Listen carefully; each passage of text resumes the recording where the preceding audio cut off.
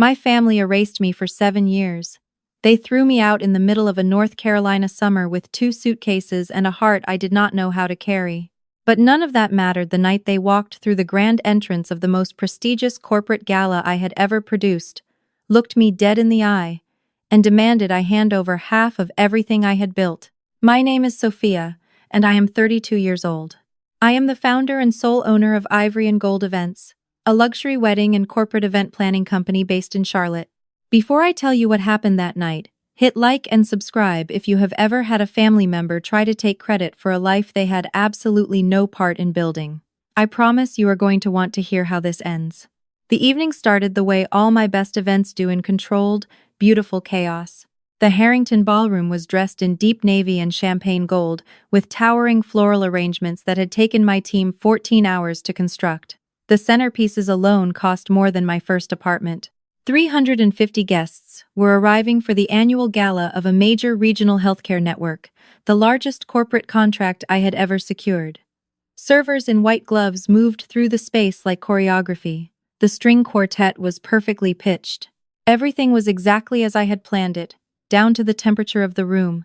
I was standing near the east corridor reviewing a seating adjustment with Marcus, my lead event coordinator, when I saw them. My mother walked in first, wearing a dress she had clearly bought specifically for this occasion. My father was right behind her in a charcoal suit with a tie that was slightly too tight. And then my brother appeared, my sister-in-law on his arm, both of them scanning the ballroom with the wide, hungry eyes of people who had never been somewhere this expensive before and desperately wanted everyone to know they belonged. My stomach did not drop, my hands did not shake. After 7 years, I had done enough work on myself to know that the woman standing in that ballroom was not the same 25-year-old who had sobbed on a park bench with nowhere to sleep. But I felt the shift in the air, the way you feel a storm before the sky changes color. Marcus looked at me. His expression asked a question he was too professional to say out loud. I told him to give me 5 minutes, and to keep the evening moving on schedule. I smoothed the front of my blazer and walked toward them. My father saw me before I reached the entrance. He did not look surprised. He did not look ashamed. He looked like a man who had rehearsed this moment in his bathroom mirror for weeks and was finally ready to perform it. He adjusted his cufflinks, lifted his chin, and waited for me to come to him. I said his name. I said it the way you say the name of something you have already put down and do not intend to pick back up. He told me we needed to talk privately. His voice had that particular quality I remembered from childhood, the one that meant the decision had already been made and this conversation was simply a formality. I looked at my mother. She gave me a small, practiced smile that was designed to feel warm but landed somewhere between guilt and performance. My brother stepped forward. He was wearing a suit that did not quite fit at the shoulders, and my sister-in-law was pulling at the hem of her dress in a way that suggested it was also borrowed from a better version of their life than the one they were actually living. He told me the suit was custom. He said it the way people say things they need to be believed. I told them to follow me. I led them past the main ballroom floor and through a side corridor to the private lounge I reserved for VIP clients during large events. It was a beautifully appointed room, dark walnut furniture, soft amber lighting, fresh lilies in a low crystal vase. I had designed this room myself. Every detail in it was a decision I made. I asked them to sit. My father did not sit. He placed his briefcase on the table with the careful deliberateness of a man who wanted me to wonder what was inside it, then looked around the room with an expression that managed to be both impressed and dismissive at the same time. He told me the event looked nice. Then he opened the briefcase. He pulled out a folder. Inside were several pages of what appeared to be a partnership agreement. He set them on the table and slid them toward me without breaking eye contact. He said my brother had spent the last 3 years developing a strong business instinct and a deep understanding of the events industry. He said I had been fortunate enough to build something valuable, but I had done it alone. And a business without strong family infrastructure was a business with no real future. He said he had consulted with a business attorney. He said the agreement was fair.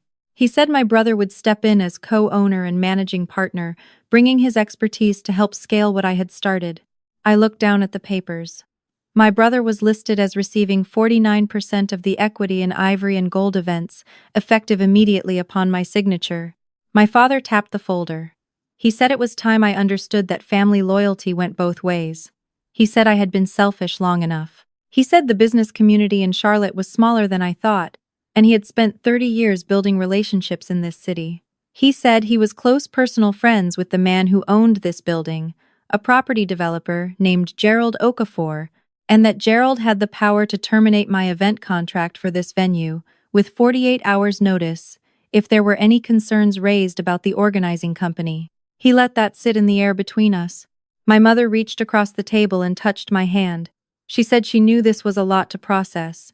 She said she had missed me. She said all she wanted was for us to be a family again. My sister-in-law nodded from the other side of the table. She said they had all missed me. She said it quickly, the way people say things they have been told to say. My brother leaned back in his chair and looked at the ceiling for a moment before bringing his gaze back to me. He said I should not be emotional about this. He said it was simply smart business. He said he had spent the last 2 years studying market positioning and brand development, and he could see at least 4 areas where my company was leaving serious revenue on the table. He said I was a creative person, but creatives needed operators, and he was the operator this business needed. I looked at him for a long moment. I asked him to tell me about his last business venture. His jaw tightened. He said that was not relevant. I asked him to tell me about the one before that. My mother said softly that we did not need to go through all of that tonight. I asked my father how his brokerage was doing. He said it was thriving. He said they had just brought on 3 new corporate accounts.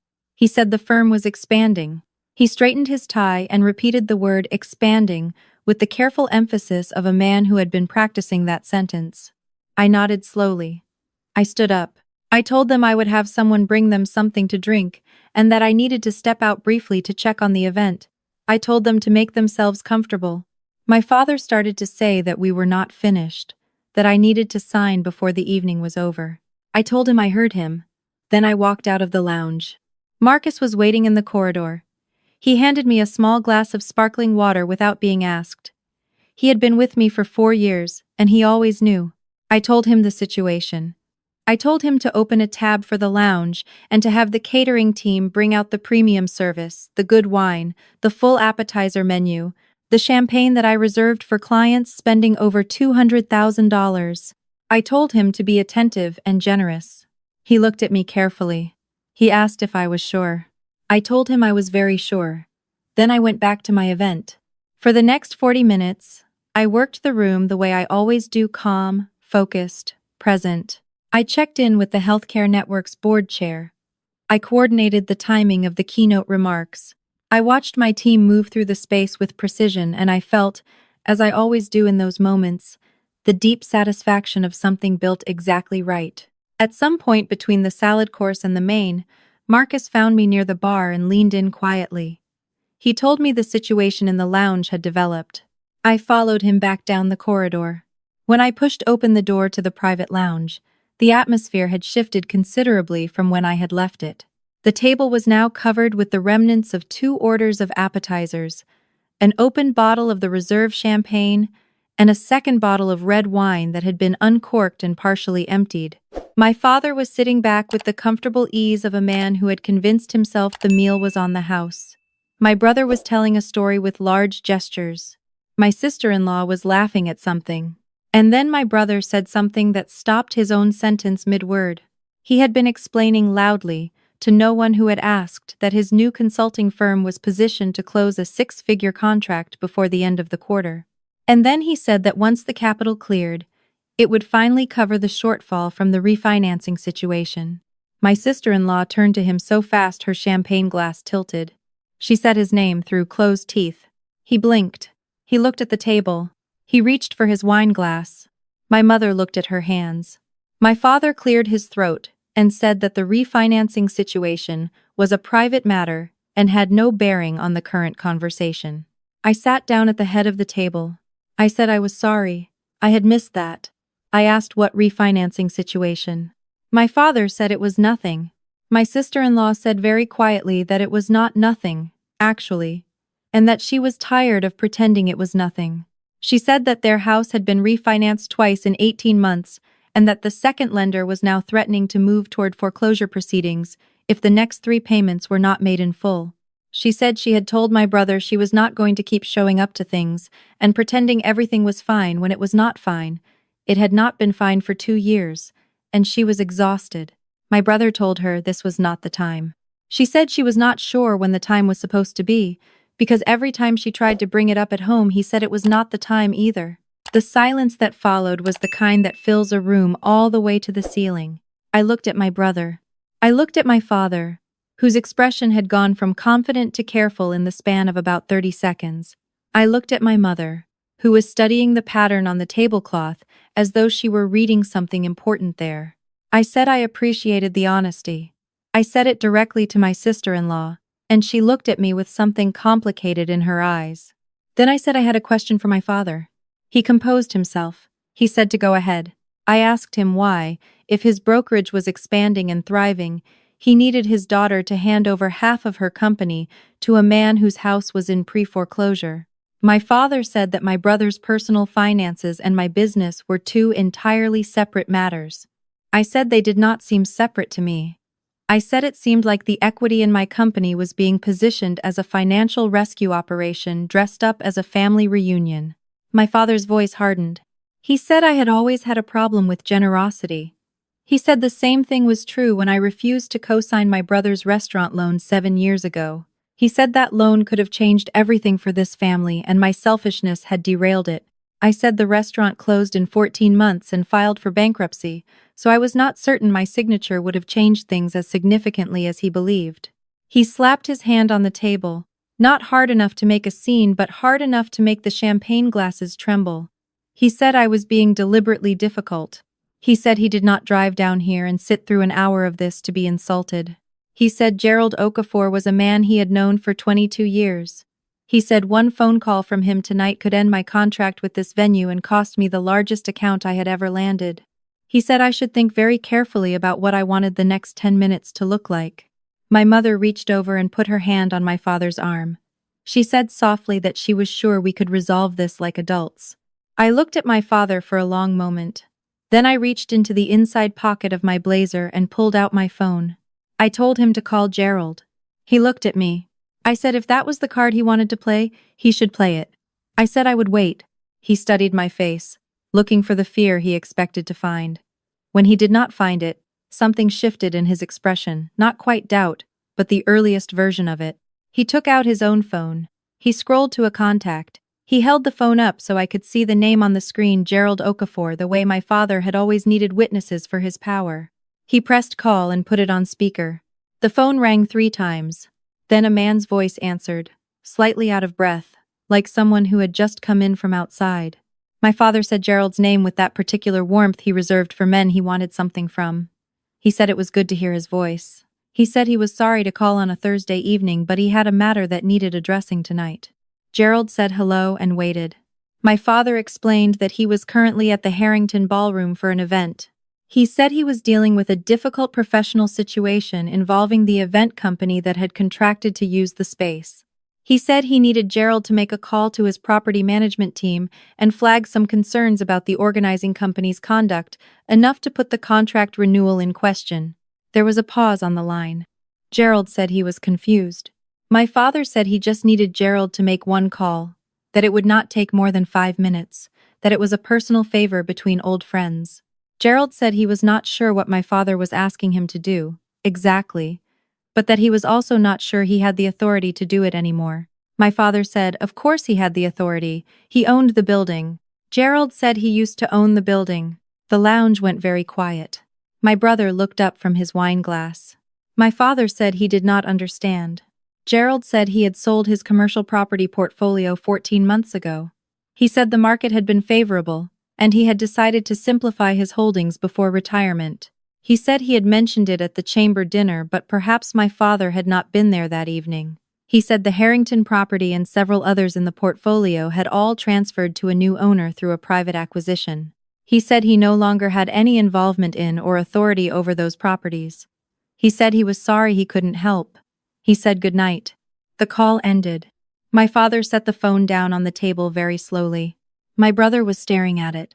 My mother had stopped looking at the tablecloth.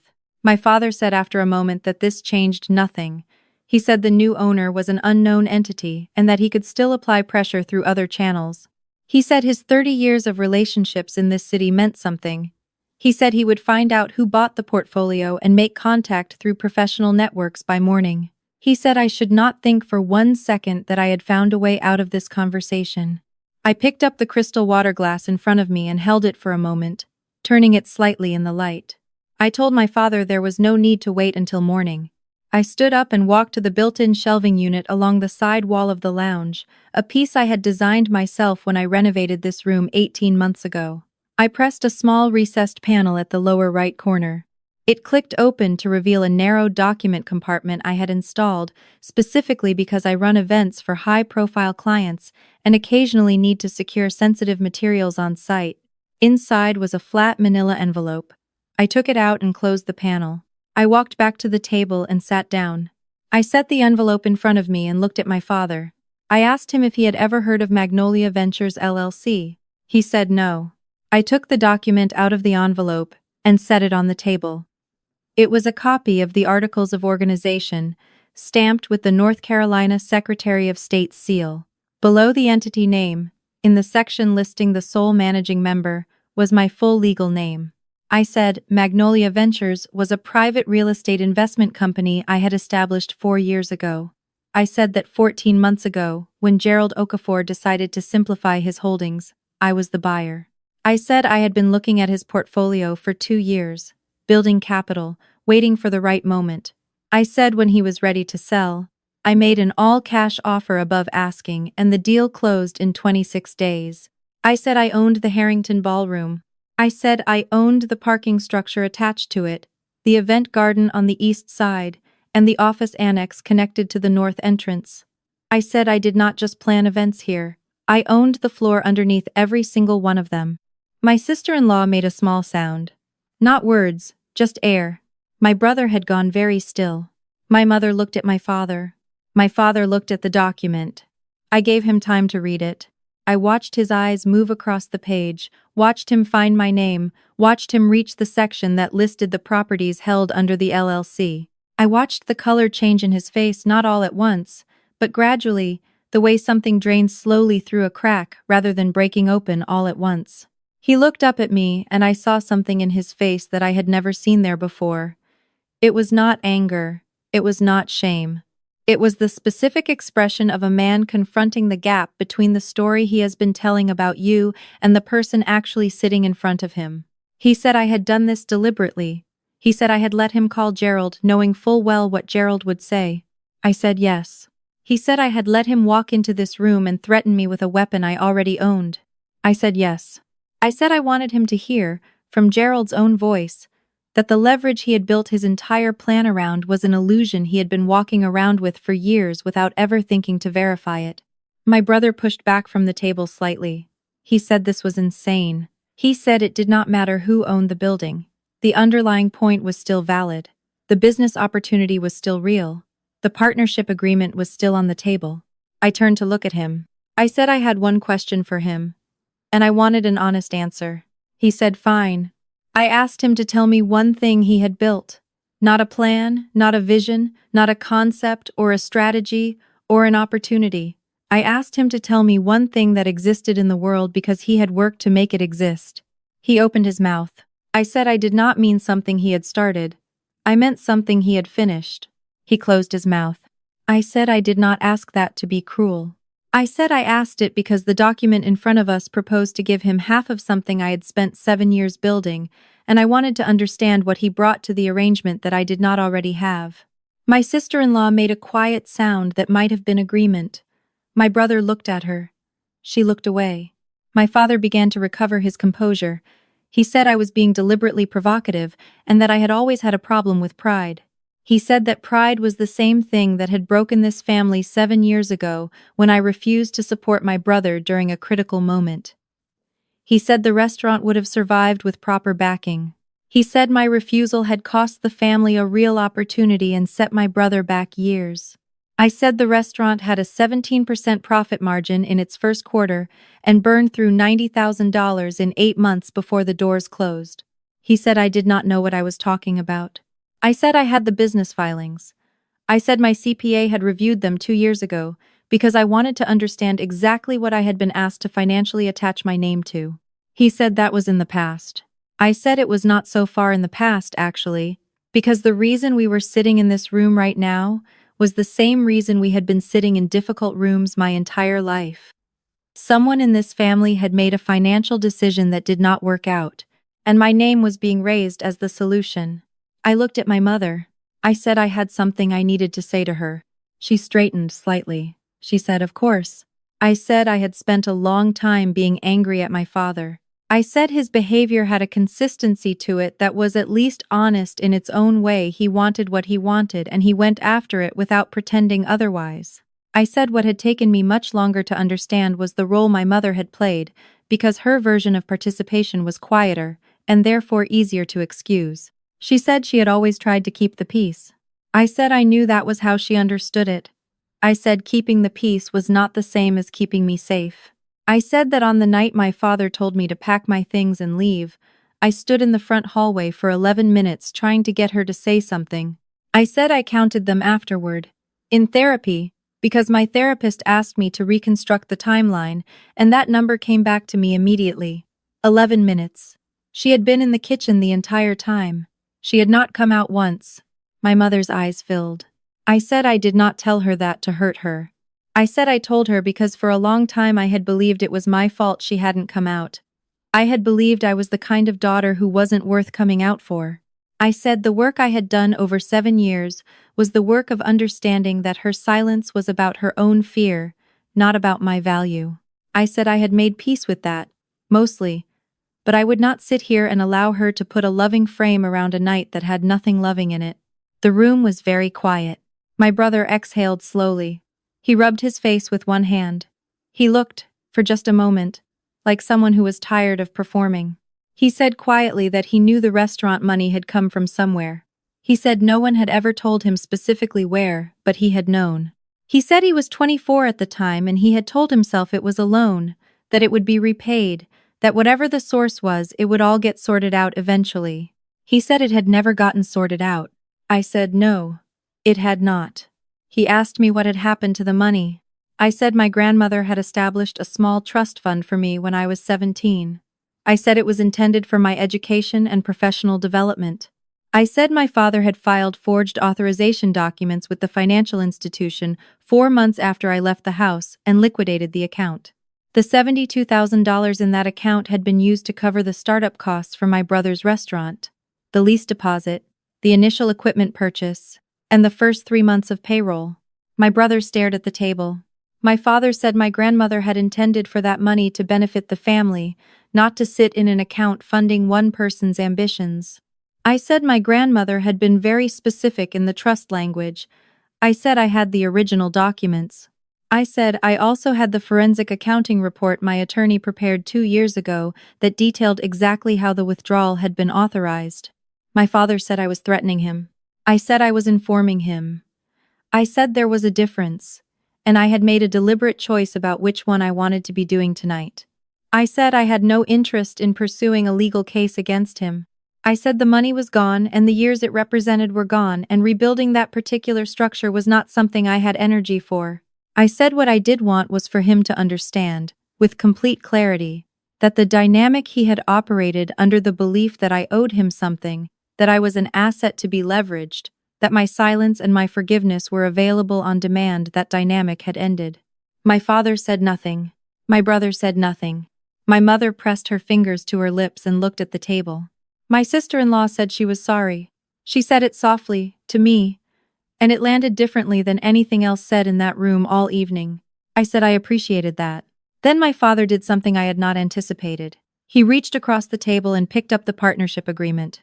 He folded it in half once, and then again, with the careful movements of a man trying to occupy his hands so his face would not have to show what it was feeling. He put it back in the folder, and the folder back in his briefcase, and he closed the latch with a small click. He said he wanted to resolve the bill for the food and drinks before they left. I picked up the notepad Marcus had left on the side table before I had come back into the room. I read out the items: the champagne, the wine, the appetizers, the service, the private lounge fee. The total came to $1,140. My father opened his wallet. He placed a credit card on the table. Marcus, who I had texted while I was walking back down the corridor, appeared at the door within 40 seconds. He processed the card with his portable reader. He looked at me once, quickly, when the screen came up. He said very professionally that the card had been declined. My father said to run it again. Marcus ran it again. The result was the same. My father produced a second card. This one was declined as well. He looked at his wallet. He took out a third card, this one a corporate account card. Marcus processed it. Declined. My father put his wallet on the table and sat back in his chair, and for the first time in my life, I watched my father have absolutely nothing left to say. My brother was not in a position to help.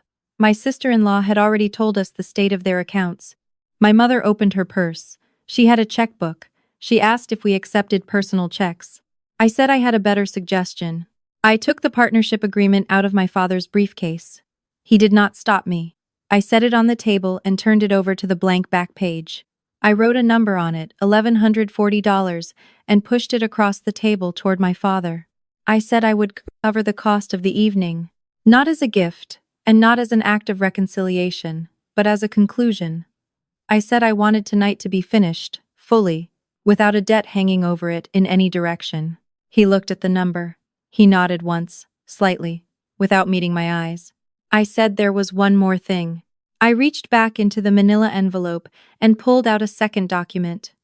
This one was a one-page letter on Magnolia Ventures letterhead.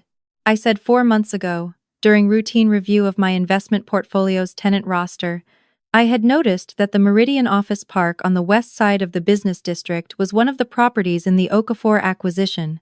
I said the tenant list for Meridian included a commercial insurance brokerage on the second floor, currently operating under a month-to-month lease arrangement following the expiration of their original 3-year term. My father had gone very still.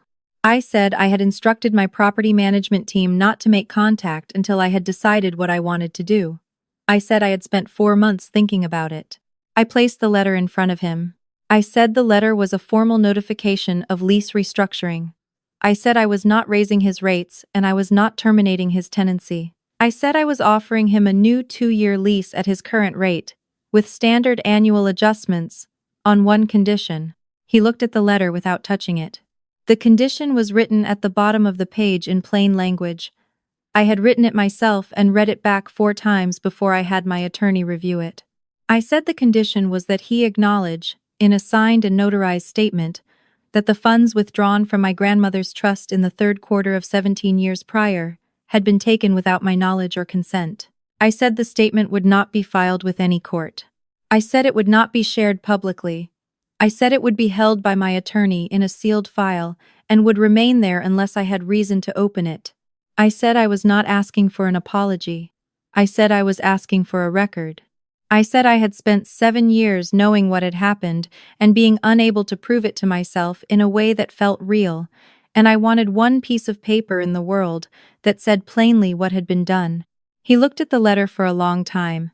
Then he said yes. He said it quietly, without drama, without qualifications. Just yes. My mother let out a breath she seemed to have been holding for a very long time. I stood up. I straightened my blazer. I told them Marcus would see them out when they were ready. I told them the event was still running and I needed to get back to my clients. My father said my name as I turned toward the door. I looked back at him. He said I had built something real. He said it like a man who had not expected to say it and was not entirely sure what to do with it now that it was out. He said it looking at the wall just past my shoulder rather than at me directly, which was the closest version of eye contact he had ever been capable of when something mattered to him. I said I knew. Then I walked back through the corridor and into the ballroom. The gala was in its final hour.